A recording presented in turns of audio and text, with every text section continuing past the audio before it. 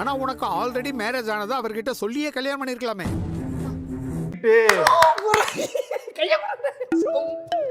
நீங்க புக் எழுத கூடாது. சொல்லிருக்கையா? என்ன சொல்ற நீ? உனக்கு ஏதாவது புரியுதா?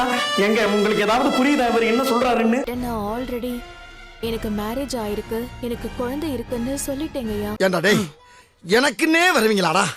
ஏன்ட்ட சரசம் பண்றக்கே வாட்டாப்பே உங்களை பெற்றுறாங்களா? ஆமாங்கய்யா, மேரேஜ்க்கு முன்னாடியே என்னை பத்தி எல்லாமே அவருக்கு தெரியும். தம்பி சாரிப்பா, இந்த பொறுத்தரை மன்னிச்சிரு, இந்த பொறுப்பையும் மட்டும் சொல்லிக்கிறேன், விட்டுற நீ செய்ய. டேய் டேய் டேய் போடா. ஏமாத்ரா, என் பையனுக்கு எதுவும் தெரியாது. இவ ஃப்ராடு, பித்தலாட்டக்காரி. போட்டா அவ்வளவு நன்றியோட இருக்கு. மனுஷங்க அப்படி இருக்கீங்களா? ஏன்டா அப்படி இருக்கீங்க?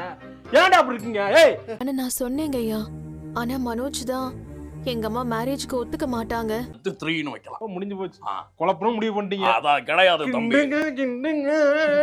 கிட்டயும் சொல்ல வேண்டாம், டைம் வரும்போது சொல்லிக்கலான்னு என்னையும் தடுத்துட்டாருங்கய்யா. டேய் என்னடா லாஜிக் இது? ஒரு இலவும் இல்ல. போற 30,000 பேர் சுடுறாங்க. ஆல்ரெடி உண்மை தெரியுங்கய்யா, இப்பவும் அவர் அம்மாக்கு பயந்துதான் இப்படி எல்லாம் பேசுறாரு. வந்தா வந்துருச்சுல, இந்த வந்துட்டாங்கல்ல. என்னடா உங்களுக்கு வேற வேலையே கிடையாதா? ஒரு நல்ல நாள் பெருநாள் வந்துச்சுன்னா உடனே ஒரு அங்கன்னு பாருங்கய்யா, இதை விட அதிகமா வீட்டுல கத்துவாங்க, திட்டுவாங்க.